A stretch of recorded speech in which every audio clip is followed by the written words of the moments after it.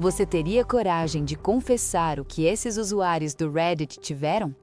Bem-vindos ao Lily Reddit, o lugar onde as histórias mais viscerais e intrigantes da internet ganham voz. Se você gosta de reviravoltas reais, já deixa o like e se inscreva para não perder nenhum relato.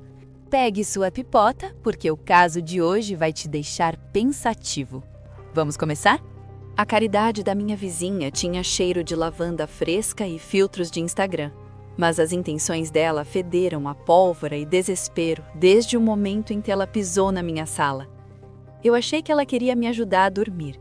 Na verdade, ela só precisava que eu fechasse os olhos para que o marido morto dela pudesse roubar os segredos que valiam milhões no escritório do meu marido. O som da chuva em West Hills é diferente. Não é um barulho relaxante. É um tamborilhar constante no teto de zinco que parece contar os segundos da minha sanidade que escorrem pelo ralo. Em Portland, o cinza não é apenas uma cor, é um estado de espírito, e eu estava mergulhada nele. Como advogada criminalista, eu costumava farejar mentiras a quilômetros de distância. Mas o combo de uma licença maternidade solitária e um bebê de 4 meses que tratava o sono como um inimigo mortal tinha destruído meu radar. Eu estava vulnerável. Meus olhos ardiam, minha mente estava nublada e a ausência de Marcos, meu marido, que estava em Londres fechando um contrato de engenharia de software, parecia um abismo. Foi quando a campainha tocou. Através da parede de vidro da entrada, eu vi a perfeição em tons de bege. Serafina. Ela morava na mansão minimalista em frente à nossa, uma construção que parecia mais um museu do que uma casa. Ela era uma influencer de estilo de vida clean girl, sempre impecável, com a pele brilhando e uma voz mansa que soava como um riacho calmo. "Helena, querida", ela disse, estendendo um pote de cerâmica que exalava o aroma de uma sopa orgânica. O cheiro de lavanda que sempre a acompanhava invadiu meu hall de entrada. "Eu vi as luzes acesas às 3 da manhã. Você está exausta. Eu não posso suportar ver uma vizinha sofrer assim." Eu tentei manter minha guarda, mas o peso nos meus ombros era demais. "É só uma fase, Serafina. O Henry está tendo dificuldade para se adaptar." "Toda mãe precisa de uma vila, Helena." Ela sorriu e por um segundo seus dentes pareceram brancos demais sobre a luz cinzenta da tarde. "Deixe-me cuidar dele por 3 horas toda a tarde, aqui na sua casa. Você sobe, coloca seus protetores auriculares e dorme um sono de verdade. Eu pratico minha maternidade comunitária e você recupera sua vida, sem custo, entre vizinhos." Eu hesitei. O código de ética da advocacia gritava no fundo da minha mente sobre estranhos em áreas privadas, mas o desespero falou mais alto. Eu aceitei. Senti uma culpa imediata por desconfiar de tamanha bondade. Afinal, o que uma mulher com 2 milhões de seguidores e uma mansão de vidro poderia querer de uma advogada exausta? Naquela tarde, eu dormi, mas meu subconsciente não descansou. Eu sonhei com sombras se movendo atrás de vidros foscos. Eu não sabia, mas a vila de Serafina era na verdade um sindicato, e o meu sono era a única ferramenta que faltava para o crime perfeito. Uma semana se passou e, pela primeira vez em meses, eu sentia que estava voltando a habitar meu próprio corpo. O sono profundo, induzido pelo silêncio e pela segurança de que Henry estava em boas mãos, tinha limpado o nevoeiro da minha mente. Mas conforme o cansaço diminuía, o meu instinto de advogada criminalista começava a despertar, e ele estava faminto por detalhes. Serafina era pontual. Todos os dias, às 14 horas, ela cruzava a rua com sua legging bege e seu suéter de cachemir, trazendo consigo o cheiro onipresente de lavanda e um sorriso que parecia ter sido retocado no Photoshop. Ela se instalava na sala de estar, insistindo que eu subisse e esquecesse o mundo. No 8º dia, algo mudou. Acordei antes do despertador, por volta das 16h15. O quarto estava mergulhado na penumbra cinzenta de Portland e o som da chuva no zinco era o único ruído, ou assim eu pensei. Desci as escadas descalça, movida por uma curiosidade silenciosa.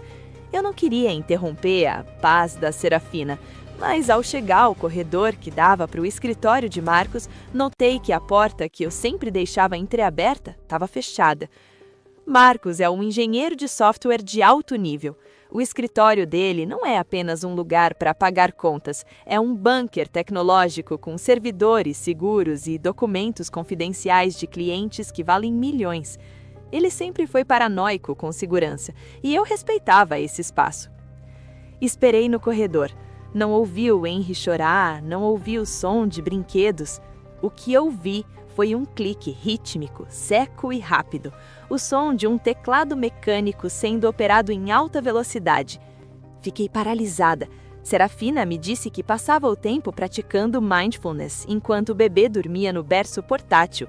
Por que ela estaria no escritório de Marcos? Bati levemente na porta. O silêncio foi imediato, quase violento. Segundos depois, a porta se abriu e Serafina saiu, fechando-a rapidamente atrás de si. Ela parecia calma, mas havia uma leve pulsação na base do seu pescoço que não condia com sua estética clean girl.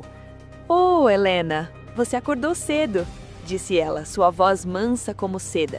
Henry acabou de pegar no sono. Eu entrei no escritório por um segundo, achei que tinha ouvido um zumbido estranho em um dos aparelhos do Marcos e fiquei preocupada com um curto-circuito. Você sabe como fogo é perigoso em casas de madeira. "Obrigada por se preocupar, Serafina", respondi, forçando um sorriso que não chegou aos meus olhos. O olhar clínico que eu usava nos tribunais estava em alerta máximo.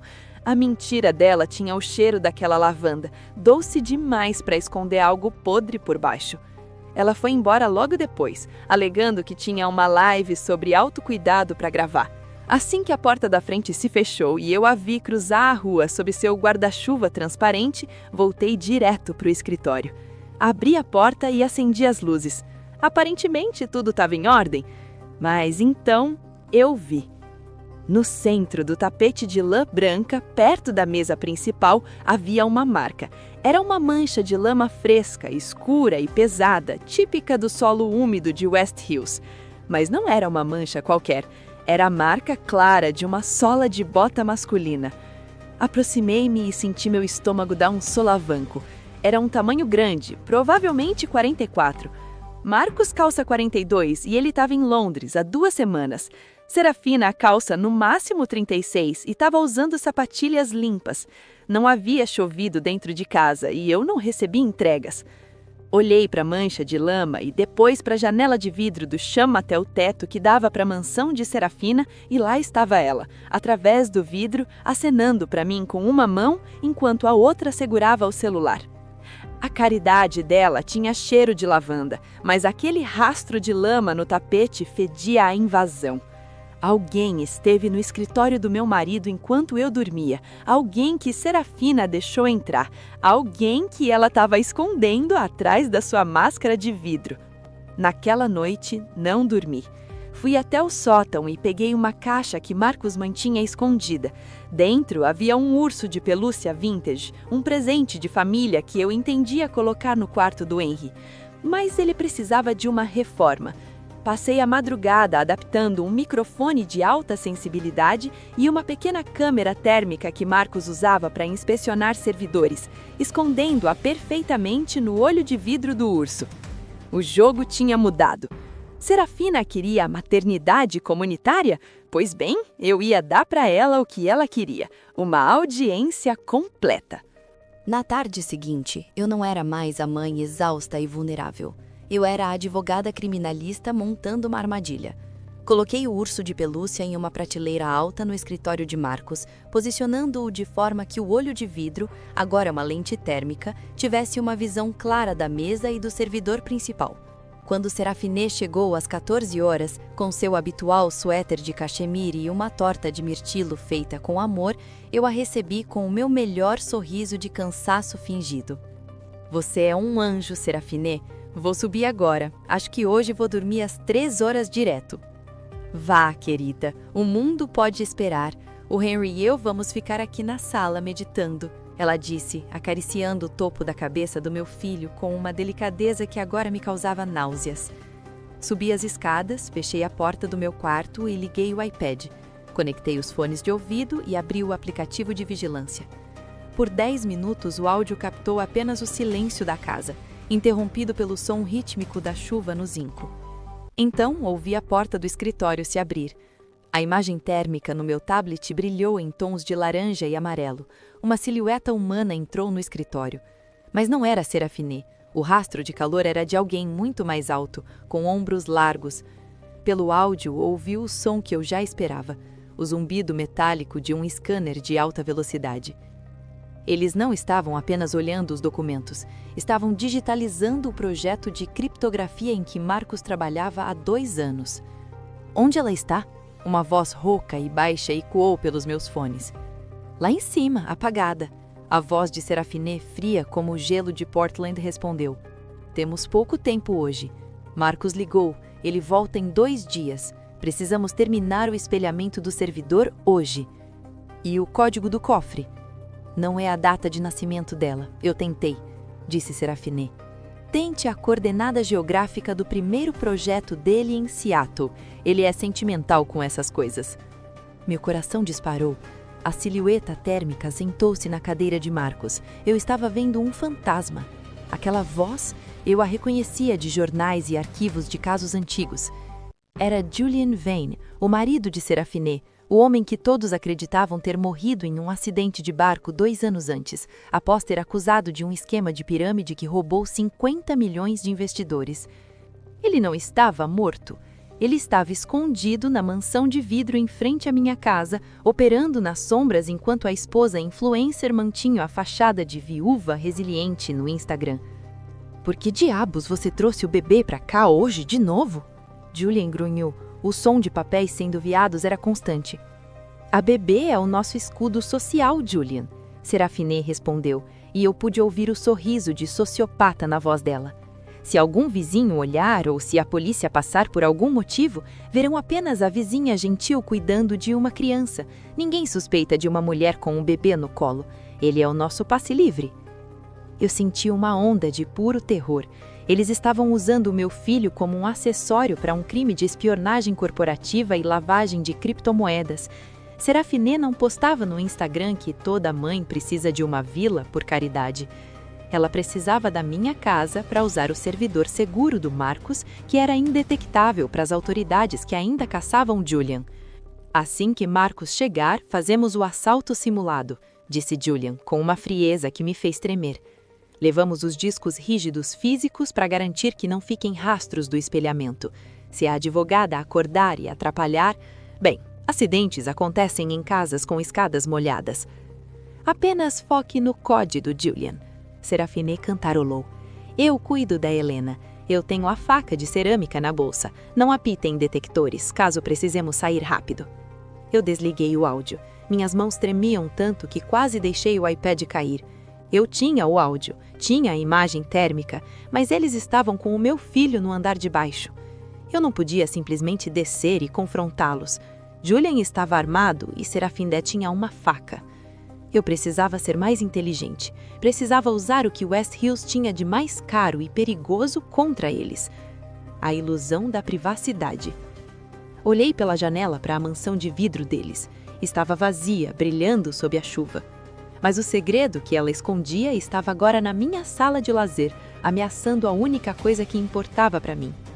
Peguei meu celular e disquei um número que eu conhecia bem dos meus anos no tribunal criminal, mas não era para a polícia comum.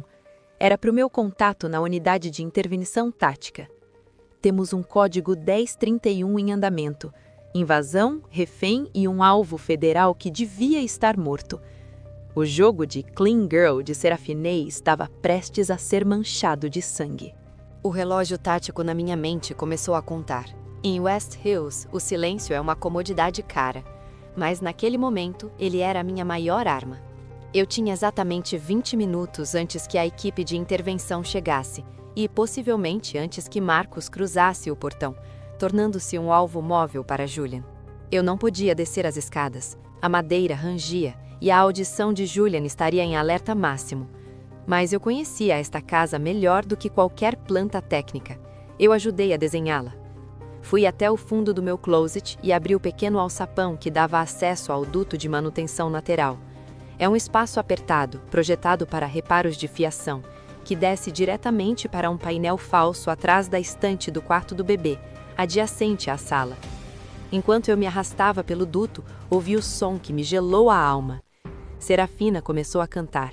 Era uma música de ninar francesa, suave, melódica, perfeitamente afinada. No áudio do meu celular, que ainda transmitia o sinal do urso, eu ouvi o estalo da bolsa dela se abrindo, o som seco de uma lâmina saindo de uma bainha de couro. Dors, mon petit enfant. Ela cantarolava, enquanto o som metálico do scanner de Julian continuava no escritório. Eu cheguei ao painel do quarto do bebê. Através de uma fresta vi o berço vazio. Meu coração deu um salto. Ela estava com o Henry na sala de estar. Eu precisava tirá-lo de lá antes que as granadas de efeito moral explodissem os vidros da fachada. Usei o aplicativo de casa inteligente do meu celular. Marcos instalou um sistema de som multi-room de última geração. Com um toque, ativei o sistema de som apenas no escritório. O som foi ensurdecedor, o alarme de segurança máximo da empresa de Marcos, que simulava uma voz computadorizada gritando "Protocolos de segurança violados, unidade tática acionada em 60 segundos". O plano funcionou.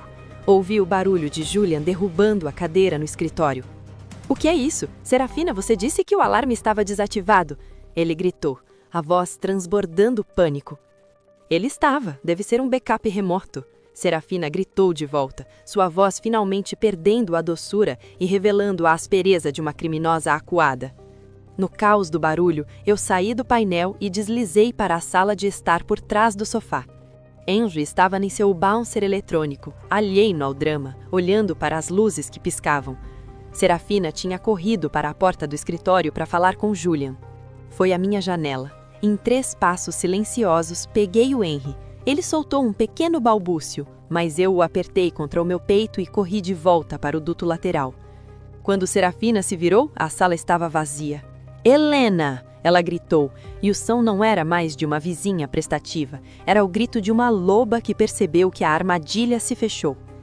"Helena, eu sei que você está acordada. Apareça agora ou as coisas vão ficar muito feias para o seu marido."